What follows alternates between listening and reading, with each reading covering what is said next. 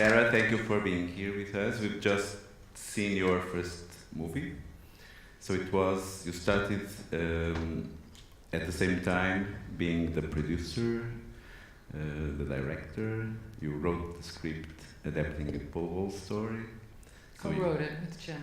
With Jim, yeah. You co-wrote it. Then we started to do all in the cinema that influenced the rest of your career. What? You started to do everything for a film, produce, direct, co-write. Yeah, but that's how we did things then, because everybody did everything. Plus, you were the chef, you were the caterer, you were the lighting person, you were the sound person. You learned how to do everything, which was really great, because then you respect everybody's role too, because you learn how hard each role is. And but this You Are Not I was based on a 7-page story by Paul Bowles. And when I read this story, I was in like a state of shock. I was like, what happened when that switch happened? And I decided to try to direct the film exactly as my first feeling reading the story. And I also made the film without the rights. I didn't have the rights to this story. And William Burroughs lived around the corner, and our friend Howard Brookner was making the Burroughs film. And Jim was the sound person on Jarmusch on the Burroughs film. And William Burroughs gave me Paul Bowles' address, and I wrote to Bowles and I said, I made this film, I need the rights, what do I do? And he said, oh, well, you have to see my agents at William Morris. And I was like, oh no. And then I showed it to the agent at William Morris, and he told me that if I come to him asking for the rights without having seen the film first, he wouldn't have given them to me. But he gave them to me after seeing the film. And then I sent the film to Paul Bowles, because then there was no VHS, you had to send a print. So I sent him a 16 millimeter print of the original negative, which I forgot I had sent to him. And all the materials were destroyed for the film. They were in a storage facility. And around 2009, we discovered that there was nothing left. The film didn't exist anymore, we thought.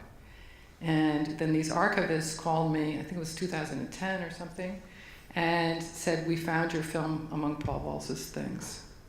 And so Paul Bowles sort of saved the film. And it was, this film was shown in Portugal for the first time at a film festival in Figueira da Foz. And the first film festival I ever went to was Figueira da Foz with this film. with this film, and then the restored copy was shown for the first time here too at the Cinematheque. No? Yes, that's right. So and then it showed at Masterworks at the New York Film Festival. That's great. But why did you choose Paul Bowles? It's just you were a reader of his writing, and then you suddenly read this story, and it was very difficult to get his work in the late 70s, early 80s, and this was from his collected short stories, book of collected short stories that was done by Black Sparrow Press, and I just loved his writing. But because in America he was not much loved, more in Europe than in America. No, I kind of had gone out of print and stuff, which happens with Jane Bowles' work too, his wife. Kind of goes in and out of print, and I don't know. I read this story. I immediately saw it in my head, how I would do it, and I was so stunned by the end that Jim and I sat down and we wrote a 12-page script and we shot it. Yeah. And for very little money. I mean, the accident scene cost $150. What about the rest? You did it with friends. Yeah, we did it with all friends. Because you did this when you left school. Right. All of you. Yeah, and then there's certain people like Nan Golden's in the film, and she did the stills on all my films. And Luke Santz is in the film, the great writer, American writer. And we were just all friends. Like when I needed dead bodies or anything, I would call friends. And then when we did the car accident scene, it was $50 a car, and it was a fireman training school.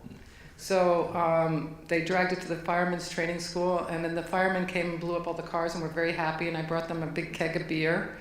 And then I got a call from the ambulance department who were all the brothers of the firemen saying, we want to be in the movie. So then I wrote that other scene.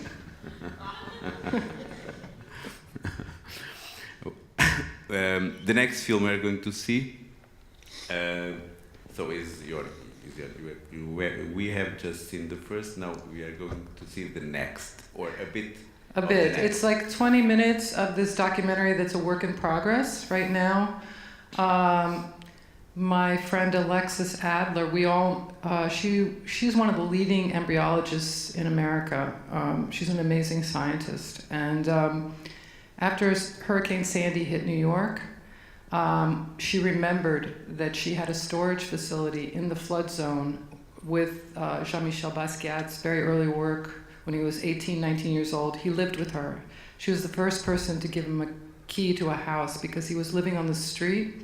He ran away from, his mother was schizophrenic, and he ran away from home when he was 15, and he used to sleep on everybody's floors and everybody's sofas. And she was the first person to actually give him a key for a place where he could have a stable place to work. And she let him paint on everything. And he painted her clothes, he painted murals on her walls, he painted her refrigerator door. And we all kind of knew this, but then when Sandy hit and Alexis showed me, she had 60 works, plus a notebook, and plus 150 or so more photographs that she took of him. It just seemed like a complete story.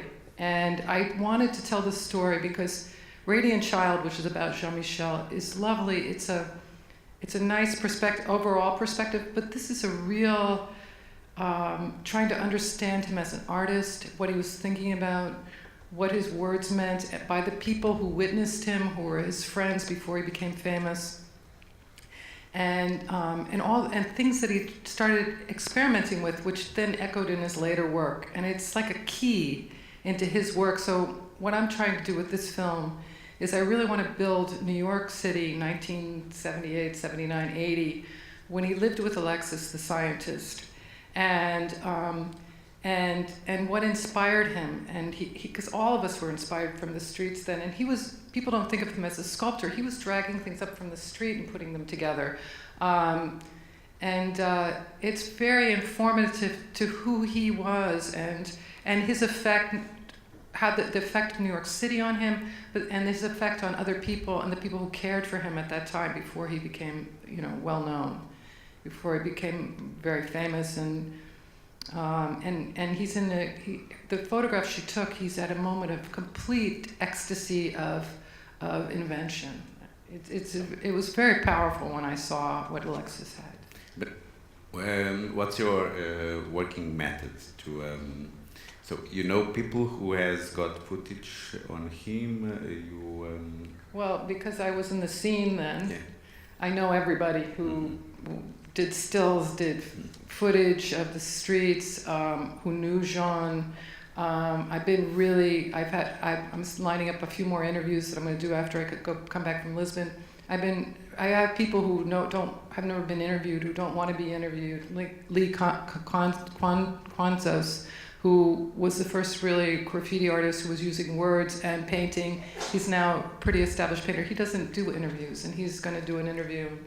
And I also want to put the music. I mean, all of it, there was a kind of rhythm of music and invention that was going on. And there was also a lot of germination of different art forms, dance, music. Everybody was like a musician. Everybody was a painter. Everybody was a filmmaker. And there were no boundaries in those areas. And I want to show that. And this I made in order. It's a financing reel that I made in order to just show potential investors, where I was going and what I was going to do, and it also goes into the art world a little bit, which also echoes kind of what was on Jean-Michel had to deal with when he was 25, 26 years old. I mean, he was the golden goose for the art world, and he was not rich. I mean, he didn't own his own apartment. He didn't own a car. He was given an allowance by the dealers. I mean, he. So, but I want to focus in mainly on him during this period. You've got many things already done, or you still have months ahead to go? No, I think I'm going to be done shooting after December, and then I'm going to be like a squirrel, like collecting all the archival, all the footage. And I've had great people like Jonas Mekas offering me material, the filmmaker, and James Nares, the painter, and I'm really grateful because everybody wants this story. Who knew him wants this story to be told, and it's a very powerful thing to drive you as a filmmaker. Mm-hmm. So I feel very fortunate. Just a quick question, because it strikes me that after seeing this film, we don't get to grasp something more essential of your relationship with it, and that's what's making me curious. The shock that you say you felt reading the story, but in the end, what would you have to say of the film besides the production method, or something more intimate of your relationship with this switch and with the issue of mental health, and how maybe random it can be? I don't know. It's just something more related with the story itself. I'd like to listen to you. Well, like when I worked with the actress Suzanne Fletcher, I isolated her from everyone else. I mean, we were a very small group of people making this film. We made it over 6 days. And I think when you're dealing with insanity, there's a sense of your own reality. And I think Paul Bowles wrote that very well in the story, of everything coming from her reality of how she saw things. And she saw that switch at the end, that she stayed in the house even though she probably didn't. But I wanted to to direct the film exactly as how I felt, which was completely shocked at the ending. I didn't want to analyze it. I didn't want to think about schizophrenia or any kind of, although it was weird. A therapist told me that they actually showed this to psychiatrists in a hospital he had worked in, and I think that it was all in the words of Paul Bowles. I mean, I took his words, and I really didn't want to investigate any further, really. And the actress and I really just worked on isolating her and her own sense of reality away from the rest of the world. I hope that answers your question. Kind of. Okay. So your passion for film is basically due to other people's stories and just telling them, is that correct? Well, my passion is, I guess if something moves me, usually if I can dream a film, if I can think about something, and it's interesting with this Basquiat because the producers wanted me to go in the direction of the art world and how he got screwed by the art world and how Alexis gets screwed by the art world. And my original idea was about showing Jean's world and where the environment that he rose from and what inspired him. And we just looked at a 3-hour cut of all the footage that we've shot. Right now we've shot about 40 hours. And we looked at a 3-hour cut, and what was interesting is the most interesting part was the soul and the heart of Jean told by his friends. And I am moved by literature and by Alexis's, what she saved, and she saved this work not because she thought she would sell it for a lot of money. She saved it because she loved him, and that moved me very deeply. So it's things that move me about other people's stories. So I guess I'm a kind of emotional voyeur. Thank you. Okay. Well, then, thank you so much. Thank you for coming very much. And enjoy that.